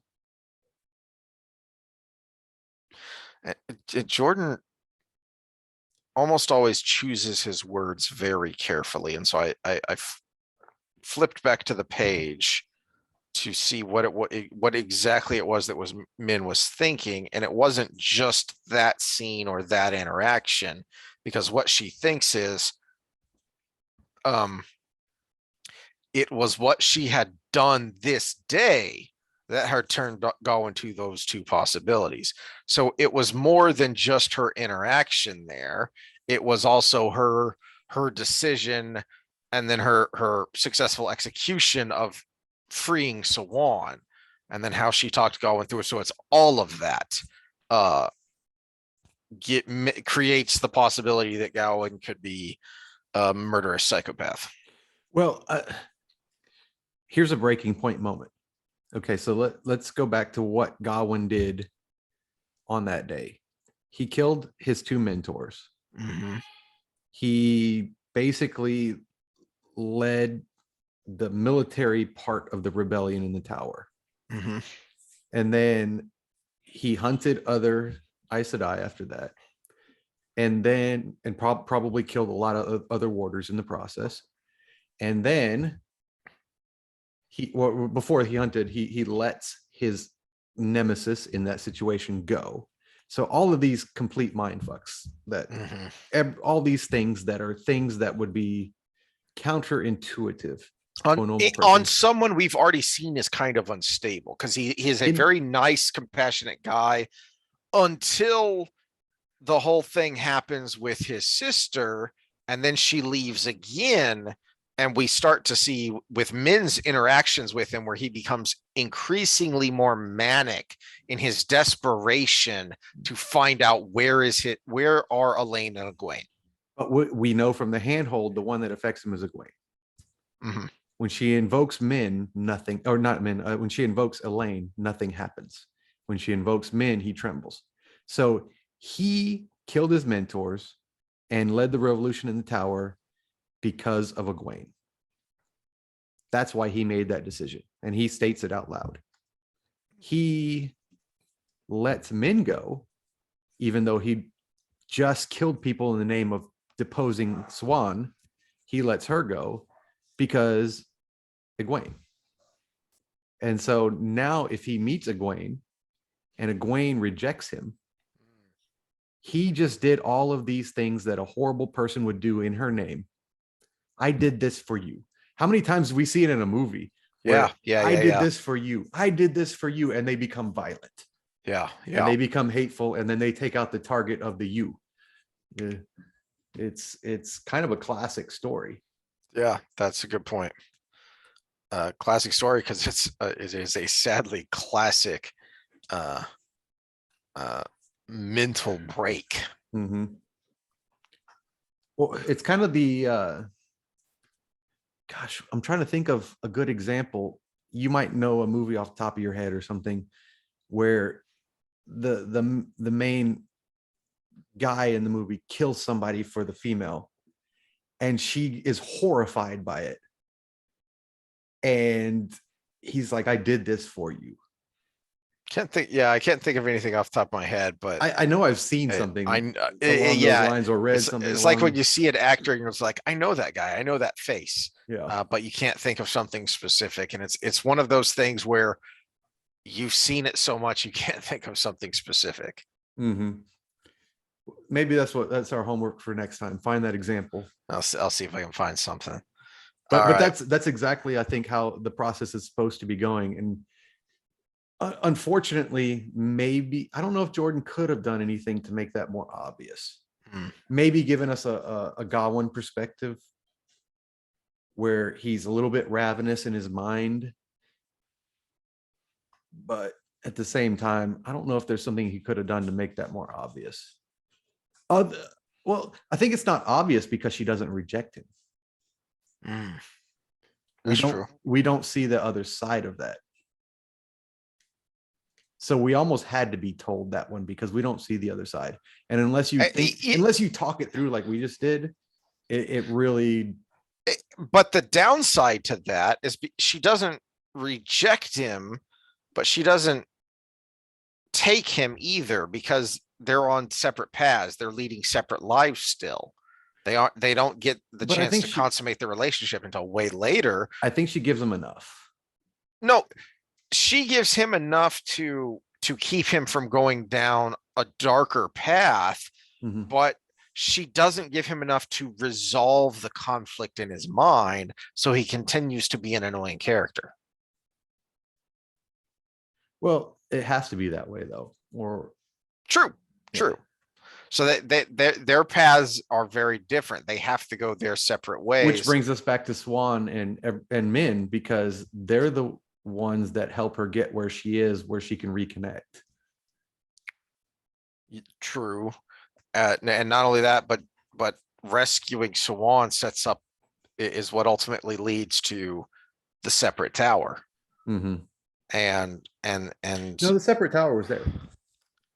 It's ultimately results in the But actions of the separate power. it becomes something real when Sawan gets there and starts manipulating things Mhm.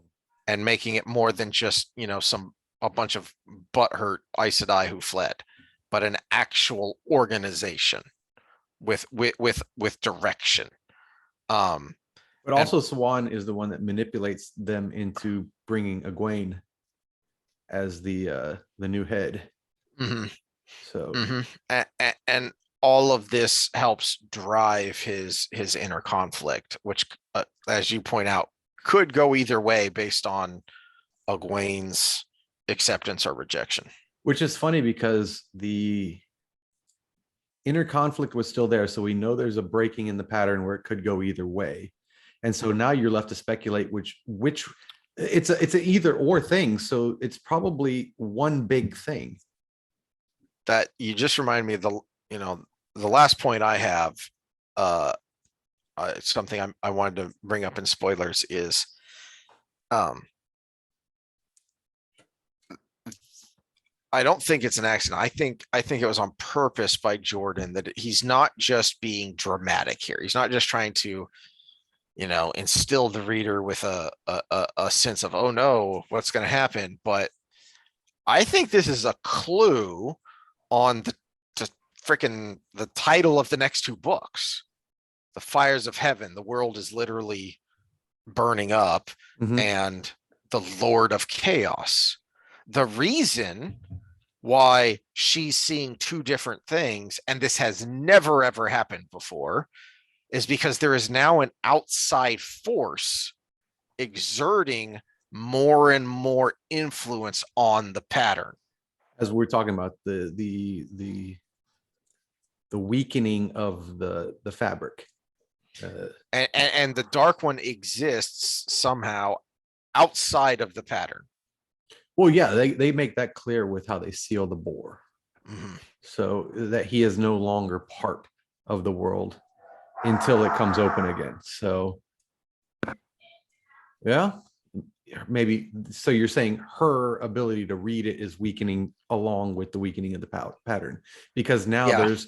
now there's more randomness to. And it makes me want to, I'm already trying to keep an eye out for, pay special attention to Avienda and Rand's relationship. But now I want to try and pay attention to Min's viewings and see how many more are maybe and what if and I don't know. It Like gets this. really philosophical later, Mhm. and which is one of the reasons I liked her. But uh, that and the vision of her I have in my head was not what they did in the show. Although I don't hate that actress, that was not a bad casting, just not what I envisioned. But I made her something that's I liked right that. up my alley. So they're like two parts to Min is, so she's older than they are, which is one of the reasons she's more worldly than the main characters, right? So she's a little older than these Shi'ar. I think she's closer to Nynaeve's age, and she's also had a bit of a rougher life and way more life experience than they have. So Mhm. she's actually wise beyond her years. Um, At least so in the sense of social interaction. so I thought Yeah. the writing and the actress did a good job of portraying that, but she's also a very upbeat person. All the life experiences that she's had that could have led her to be a sullen, angry at the world kind of person, she's very upbeat. She's always kind of the one trying to raise people's spirits, trying to look on the bright side. I don't think they did a good job of that. No, that's true. Well, and I also don't like the way they introduced her. It was just she was there. She was kind of like she was the head of everything. She wasn't the relative of the person who owned the place, and it was so flat. Yeah, It yeah. was just Show me your viewings. What do you see? Okay, It see you later. it was a major story point, and she has a really compelling supernatural ability, and I was bored. Yeah. I liked actually putting her in Shinar simply because it was Well, a they had to. good They skipped everything else. So it was a good way to bring her in while streamlining the main storyline compared to other things they did that completely derailed the main storyline, like well, would they? whatever. I don't know. So as far as having to, kind of like I didn't have a problem with one of the things the super nerds complained about with Peter Jackson's film, and I've mentioned this before, of inserting Arwen where in the books it's one of her brothers and she says some of their lines, but they wanted to get that point across. They wanted to get those lines across, but they also wanted to show the the the romance between Arwen and Aragorn, and so that was a good way to do it. So I I was actually pleasantly surprised when they actually had her, because they skipped so much of the early stuff and they skipped her scenes. I thought, what, they're not going to have men? What the frack? So I was pleasantly surprised that they had her, and they structurally did it in a good way. They just executed it like mostly crap. As the great philosopher Major Payne would say, it was still a shit sandwich, but it wasn't soggy. Very nice. That might be a good note to end on. Because that's probably what people say about us. That's harsh but fair. It's All harsh right. but Well, fair. we'll wrap it up next time that we have time to record, and we'll do the last 5 chapters that we haven't covered yet of Rand's storyline, and we're gonna spend some time focusing on the interaction, especially in Cold Rock's Hold, where you see a little something between Rand and Avienda. And looking forward, I don't know how we're going to do this. So I know we're trying to get content out on a regular basis, even though we had schedule changes today. Yeah. Or from now on, but we finally got a handle on it today. But we're going to finish this next week. And then the week after, I'll be able to do something. And then after that, I'll be in England for like 12 days or something along those lines. So I don't know if you want to start Fires of Heaven before I leave and then have a big gap there, or do we want to have the gap between the books? Now let's go ahead and wait. So it may be a couple of weeks before we get to Fires of Heaven. Yeah. So after this next one. So I guess Scott, kind of formulate a lot of your thoughts on Fires of Heaven, and what we might, I don't know what Heath wants to say on that book, because I thought it was kind of one of the more boring ones of them. But it might be because the last time I read it, I was really young and I was still a big Perrin fan. And as I got older, I became more of a Matt fan. And maybe it's better now that I switched in that way. But we'll figure it out. We got to do another social episode. I don't know if we're gonna get one in this week because I'm leaving Friday for a trip and then not getting back till late Sunday. So we'll figure that out. Yeah, we'll see what we can do. Anything else clean up before we finish this out? Oh, maybe no. I'll do a vlog or something from merry old England. We're supposed to see a lot of good stuff. All right. Well, I heard it's hot as hell there and nobody has air conditioners. So hot, yes, but to people who live in that kind of climate, hot as hell is like 85. No, like in the upper 90s. That's an aberration. Yeah, that's the last report from the actual people we're going to see. So it's not like I got it from a news report or something. Yikes. Yeah. So I sweat a lot, so this might be pretty rough. Yeah. So what you're saying is you're not going to do anything to disabuse them of the notion of the ugly American. Yeah, exactly.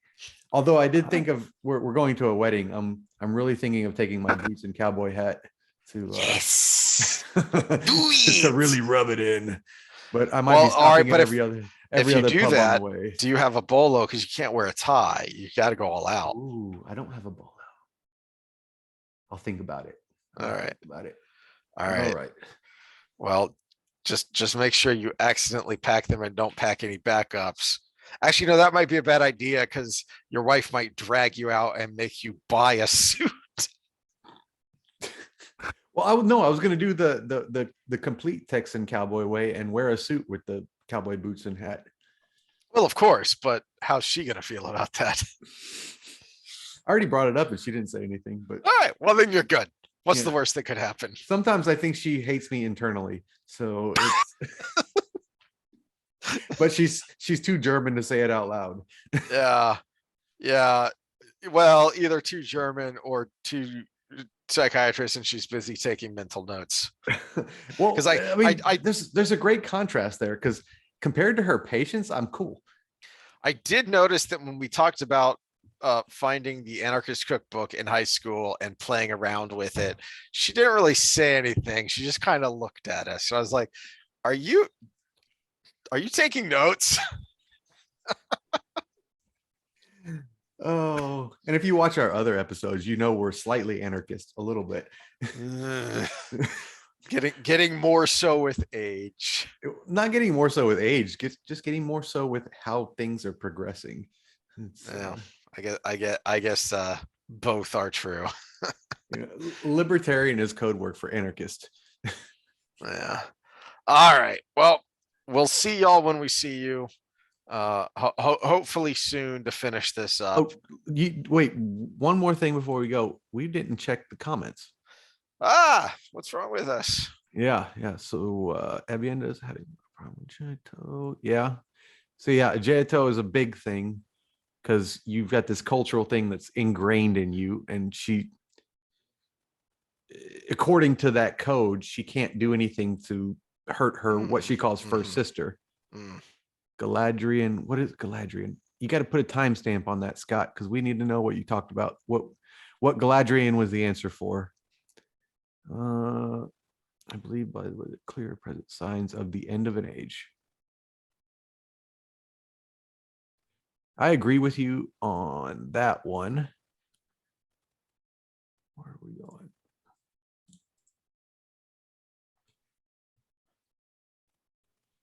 Yeah, there are clear and present signs of the end of an age, but I think we made the comment. This might be the comment you're referring to, that every society has a clear and obvious end of an age, and we just kind of keep going along. But then again, when we look back at societies, we have the virtue of hindsight. So an ending of a civilization might be considered an end of an age, realistically. Like the Roman Empire falling might be considered an end of an age. And depending on what empire or what part of the world you're in, it could be that. That would be my comment on that. Because remember, we're only dealing with one part of this world. Yeah. When you really bring into it, we got Shanshan over there. We've got the what are the cats that the Mandrid brings in later? The Sharans. Way on another part, we got the Io waste. We've got all kinds of, and we don't even know what this is. Probably the northern hemisphere, since it gets colder as you go north. So we don't even know what the southern hemisphere is like, if it's a globe.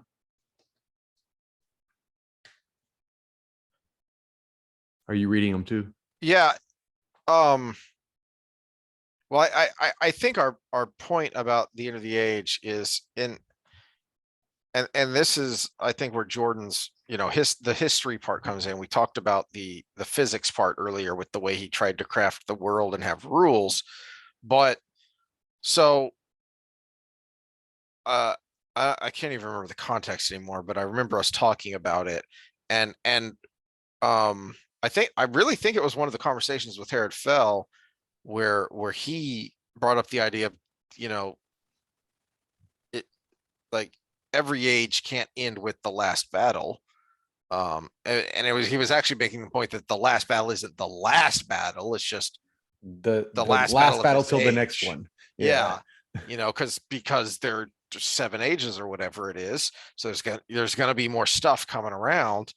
And it makes Rand feel depressed because he thinks, well, what the hell is the point of all this? If I'm not actually going to accomplish anything, and you know, that's stuff we could dwell on more when we get there. But um, the On one of them, on these more vague comments, put a timestamp or something on it, because it's yeah, like debating whether Thanos is evil or just misunderstood.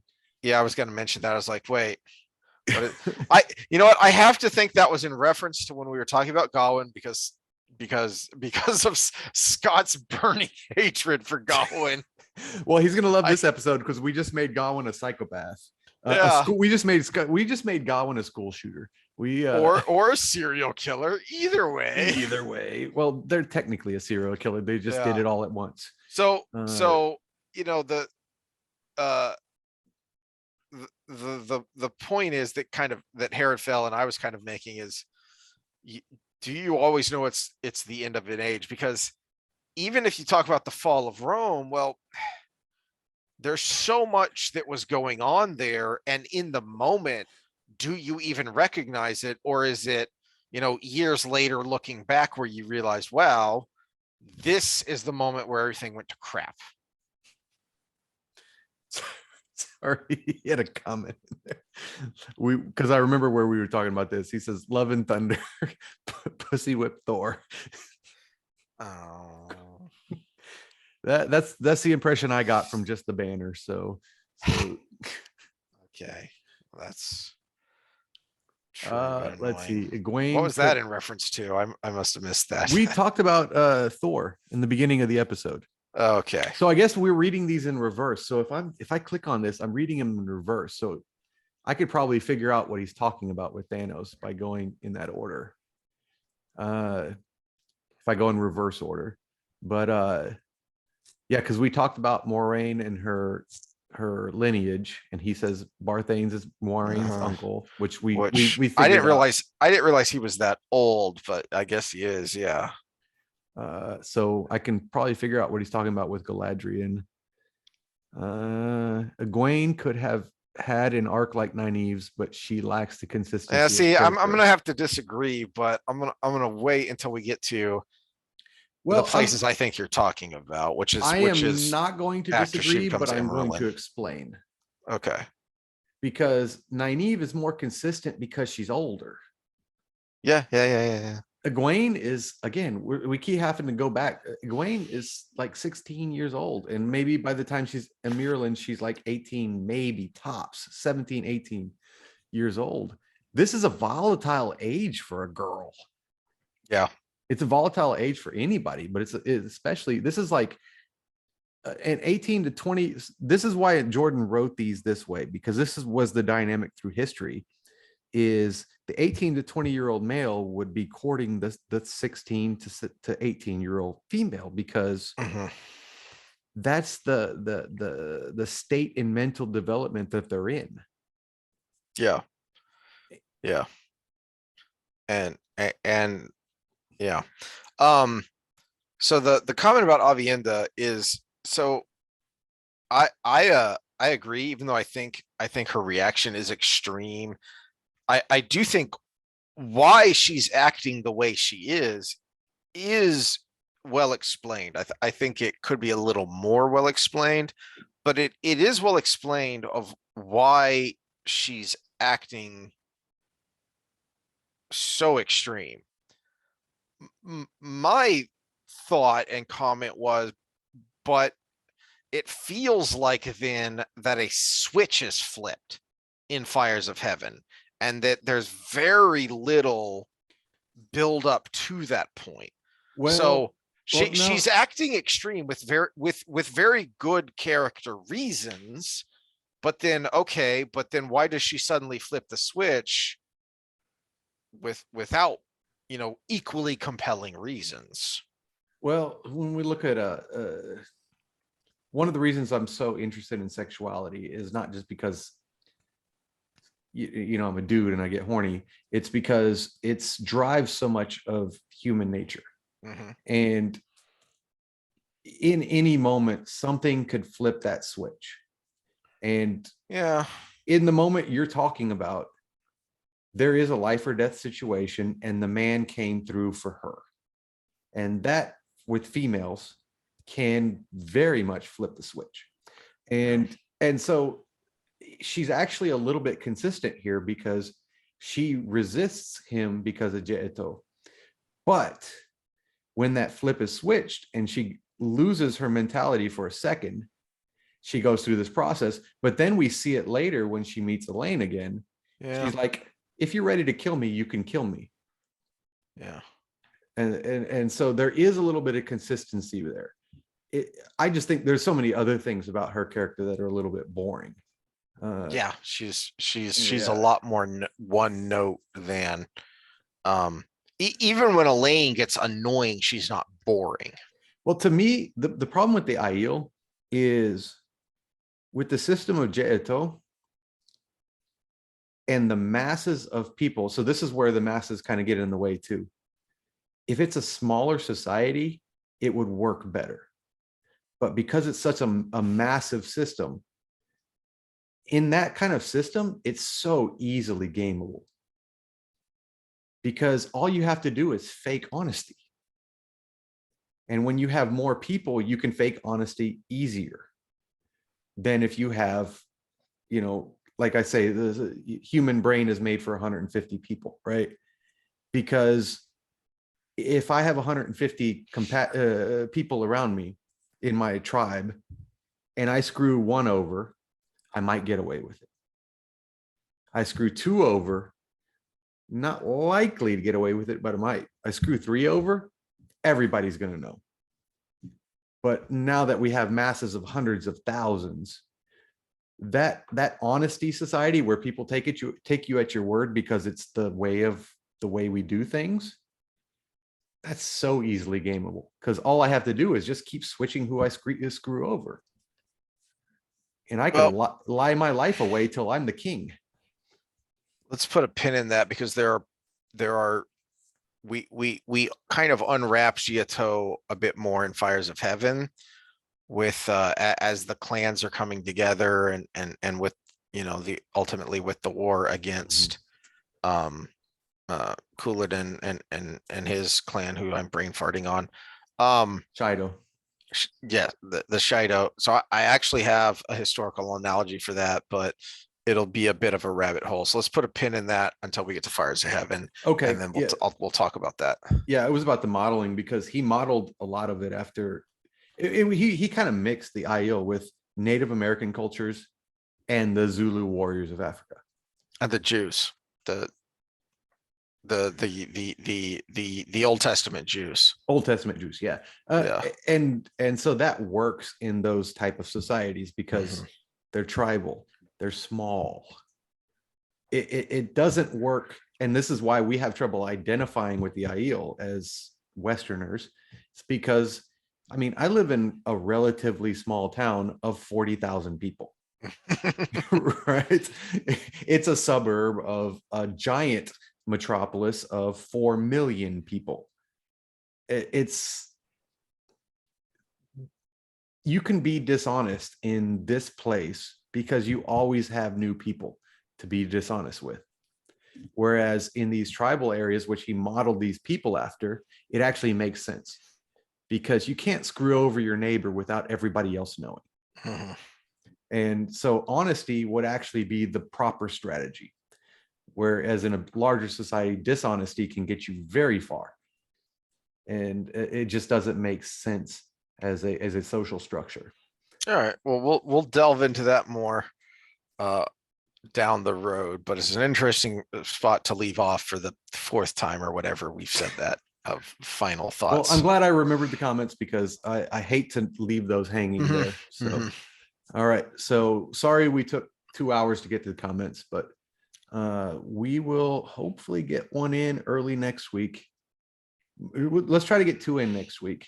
Okay, So maybe Tuesday night and Thursday night or something like that. should work. Should work. All right. Well, we'll sign off for now. No disclaimers needed for Wheel of Time stuff. Unless any of you are woke gender studies majors, in which case, why are you watching us? Well, we forgot to give our trigger warning that there's a male and female in this world. Oops. Which there's interesting science that actually giving a trigger warning makes the harm greater. But All right, that makes me want to give a trigger warning next time. Trigger warning next time will be more triggering. See you next time. see you next time.